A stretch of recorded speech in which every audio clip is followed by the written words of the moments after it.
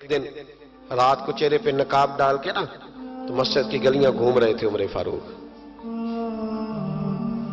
मदीने की गलियां घूम रहे थे। एक दो गलियां रह गई तो फजर का वक्त हो गया, तो हजरत उमर अपने गुलाम से कहने लगे नमाज पढ़ लेते हैं और बाकी दो गलियां बाद में घूम लेंगे। हजरत उमर ने इमामत कराई तो नकाब उसी तरह चेहरे पे। एक गली से गुजर रहे थे तो एक बूढ़ी अम्मा बैठी है खेमे में, बूढ़ी कुछ चेहरे से परेशान लगती है। तो हजरत उमर गुलाम से कहने लगे इसे पूछो क्यों परेशान है, हमारा तो अपना अब्बा परेशान रहता है, हम पूछते नहीं, हम नहीं पूछते। हमारी अपनी अम्मा रोती रहती है कि चलो 2 घड़ियां रात को आके बैठेगा मेरे पास, लेकिन वो आता है 2 दर्जन किन्नों लेके और सीधा अपने कमरे में जाता है और बेगम साहिबा से कहता है कि 6 अम्मा को भी दे आऊं, उसने कौन सा खाने हैं, तो वो प्लेट में लेके आती है। फिर मां का दिल टूटता है कि ये कमाई तो मेरी थी, ये तो बूटा मैंने पाला था, लेकिन ये किस व्यापारी के हाथ चढ़ गया। हम तो अपने माँ बाप को टाइम नहीं देते, लेकिन जब लोग अल्लाह से डरते थे रवैया क्या था। हजरत उमर फारूक रजी अल्लाह ताला अन्हु खादिम से कहने लगे बूढ़ी से पूछो। तो पूछा अम्मा अस्सलाम वालेकुम। वालेकुम अस्सलाम। अम्मा क्या बात है? तो अम्मा कहने लगी जाओ दौड़ो, तुम्हें क्यों बताऊं, देहात की सीधी सादी बीबी, जाओ भाग जाओ। कहा नहीं अम्मा मेहरबानी करो, अंदर तो आने दो। बड़ी मिन्नत के बाद अम्मा मानी। उमर फारूक आम आदमी नहीं जिससे दुनिया कांपती है। हजरत उमर अंदर गए, अम्मा क्यों परेशान हो? तो अम्मा कहने लगी तुम्हें क्यों बताऊं, मेरा अपना दुख है। चल अम्मा बता दे, तेरी मेहरबानी। तो अम्मा कहने लगी मैं एक बेवा हूं, बे औलाद हूं, कोई मेरा सहारा नहीं, मुझे उमर फारूक से बड़ी शिकायत है। मेरे ऊपर 25 दिनार का कर्जा चढ़ गया है और 3 दिन हो गए मैंने रोटी नहीं खाई, और उमर ने मेरी खबर नहीं ली। हजरत उमर को पता चल गया लावारस है, इसका कोई 2, 4, 10 हजार वोट कोई नहीं। एक मेके से 6 मुरब्बे नहीं लेके आई, एक अकेली तने तनहा। और भाई जब अल्लाह का खौफ होता है तो फिर इंसान इन गरीबों को भी मनाता है। फिर रेड़ी वाले की भी अहमियत बढ़ जाती है, फिर रक्षे वाले की कदर भी बढ़ जाती है। हजरत उमर फारूक रज़ी अल्लाह तआला अन्हु कहने लगे अम्मा उमर से शिकवा है? कहा जनाब उमर कहते हैं मैंने एक जुमला कहा तो अम्मा ने तो मुझे लाजवाब कर दिया। इनका को क्या बता के भूखी रोज है, उसे क्या कहा तूने? उमर को खबर नहीं, उस पता नहीं, तो उमर से कौन छोड़ दे, उमर उसके हवाले करे जो खबर रख सकता है। क्यों बैठा है फिर? हमारे हुक्मरान कहते हैं अभी मैं सदमे में हूं, निकलूंगा तो बात करूंगा, ना इधर उधर की तू बात कर, ये बता कि काफिला क्यों लुटा, मुझे राहजनों से गरज नहीं, तेरी राहबरी का सवाल है। हाँ तुझे जवाब देना पड़ेगा। हजरत सैयदना उमर फारूक रज़ी अल्लाह तआला अन्हु से अम्मा कहने लगी नहीं खबर रख सकता तो हुकूमत क्यों करता है, छोड़ता क्यों नहीं? तो हजरत उमर कहते मैं कांपने लगा, दौड़े गए जनाब उमर। मैंने कहा इस अम्मा का 6000 वोट नहीं कि इसकी कदर की जाए, ये अम्मा कोई बहुत ऑक्सफोर्ड यूनिवर्सिटी की डिग्री होल्डर नहीं कि इसकी बात मानी जाए, कि लवारस और बेवा बीबी।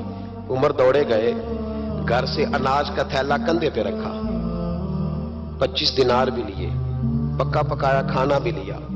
खादिम कहने लगा हुजूर मुझे दे दे, मैं उठा लेता हूं। तो हजरत उमर फरमाने लगे चल वादा कर कयामत के दिन भी मेरा बोझ उठाएगा। कहने लगा जी नहीं वहां नहीं उठा सकता। फरमाया फिर आज भी ना उठा, मुझे ही उठाने दे, ये मेरा बोझ है तो मुझे ही। अम्मा के सामने 25 दिनार भी रखे। फिर अम्मा को हजरत फारूक आजम ने 2 महीने का राशन भी दिया, फिर पका पकाया खाना भी दिया। मामूली आदमी की बात नहीं कर रहा, 24 लाख मुरब्बा मील का हुक्मरान। हजरत उमर मदीने में बैठ के कभी ललकार दे तो कैसर और किसरा की टांगे कांपे। जनाब उमर फारूक रज़ी अल्लाह खाना खिला के अम्मा चारपाई पे थी तो उमर नीचे बैठ गए, कहने लगे अम्मा चल उमर को माफ कर दे, चल चल जाने दे, कोई अर्ज नहीं, बेचारे को पता नहीं चला। तो अम्मा कहने लगी तूने फिर उमर का जिक्र छेड़ दिया। बेटे मेरे घाव बड़े गहरे हैं, मेरे जख्म बड़े सख्त हैं, कलेजा फटे तो तुझे दिखाऊं कितनी तकलीफ में हूं। मैं तो पका हुआ फाल हूं, किसी वक्त भी दुनिया से चली जाऊंगी, मैंने उमर को माफ नहीं करना। जब मैं कब्र में जाऊंगी ना, नबी करीम अलैहिस्सलाम आएंगे तो मैं उमर की शिकायत करूंगी। मैं कहूंगी हुजूर इससे पूछिए या रसूल अल्लाह बेवा और बूढ़ी का ख्याल ही नहीं किया। तो आपके गुलाम कहते हैं मैंने उमर को कभी इतना रोते नहीं देखा जितना आज रोए। कहने लगे अम्मा عمر کو میں جانتا ہوں وہ کمزور ہے، یہ شکایت نہ لگانا، وہ کمزور ہے، مقابلہ نہیں کر سکے گا، یہ شکایت نہ لگانا، چل معاف کر دے۔ تو اماں کہنے لگی اچھا تو مجھے کچھ اچھا لگتا ہے، جا تیری خاطر عمر کو معاف کیا، تو پیارا لگا ہے، جا معاف کیا، تیری خاطر معاف کیا، تیری خاطر عمر کو معاف کیا۔ حضرت عمر فاروق کہنے لگے مجھے لکھ کے دو، کون اتنے جتن کرتا ہے، کون؟ کسی سے کہنا جا اپنی اماں کو منا لے، تو کہتے ہیں نہیں نہیں میری غلطی کوئی نہیں، تو مناؤ کس بات پہ؟ ہمیں تو بیسیوں دلیلیں آتی ہیں، جا ابا کے پیر پکڑ لے۔ پتہ ہے نبی پاک علیہ السلام نے فرمایا جس کا باپ راضی ہوگا اسی کا اللہ راضی ہوگا، اور جس کا باپ ناراض ہوگا وہ سارا دن وظیفے پڑھے، اس کا اللہ راضی۔ یہ ابو داؤد شریف کی حدیث ہے نا جی، بڑی مہربانی، پیسے نہ لائیے گا آپ، اب بات سنیں، وہ بھی میں سمیٹنے کی طرف آ رہا ہوں، ختم کر رہا ہوں، آپ میری بات پہ توجہ رکھیں۔ عزیز بھائی، نبی کریم صلی اللہ تعالی علیہ وسلم نے جو اپنے غلاموں کی تربیت کی، تو حضرت عمر فاروق کہنے لگے لکھ کے دو، لکھ دو۔ تو اماں کہنے لگی آپ لکھیں میں سائن کر دیتی ہوں، آپ لکھ دیں میں سائن کرتی ہوں۔ حضرت عمر نے لکھا فلاں بنت فلاں کو عمر سے شکایت تھی، پھر انہوں نے عمر کو معاف کر دیا۔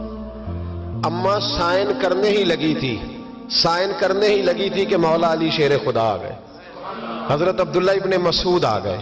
اوہو عمر یہاں بیٹھے ہوئے ہو، میں سارے مدینے میں تلاش کر رہا تھا، یہاں بیٹھے ہو، وہ کچھ لوگ ملنے آئے، نکلو۔ اماں نے سنا کہ یہ عمر تھے تو اماں اٹھ کے کھڑی ہو گئی، آئے ہائے عمر تھے، آپ عمر تھے؟ تو جناب عمر کہنے لگے اماں تو نے جو کہا ٹھیک کہا، لیکن اپنے وعدے پہ قائم رہا، یہ ذرا سائن کر دے۔ اماں نے سائن کیے تو حضرت عمر فاروق فرمانے لگے علی آ گئے ہو تو بطور گواہ تم بھی دستخط کر دو، عبداللہ ابن مسعود تم بھی بطور گواہ جب سائن ہوئے تو جناب عمر نے رکا لپیٹا اور مولا علی شیر خدا سے فرمانے لگے علی یہ رکھ لو، مجھے لگتا ہے میں تم سے پہلے دنیا سے جاؤں گا، اور جب میں پردہ کر جاؤں نا تو یہ رکا میرے کفن میں رکھ دینا۔ اگر حضور علیہ السلام نے پوچھا نا میری امت کے ساتھ کیا سلوک کر کے آئے ہو، تو رکا نکال کے کہوں گا یا رسول اللہ ایک بوڑھی ناراض تھی میں اسے بھی راضی کر کے آیا، حضور یہ میں راضی۔ بھائی جب تک ہم اللہ سے نہیں ڈرتے معاشرہ اصلاح پذیر نہیں ہو سکتا، جب تک یہ وظیفہ پک نہیں جاتا کہ اللہ میرے ساتھ ہے اور اللہ مجھے دیکھ رہا ہے، تب تک حالات بہتر نہیں ہو سکتے۔ جب انسان یہ وظیفہ پکا لیتا ہے تو پھر چونٹی پہ بھی ظلم نہیں کرتا۔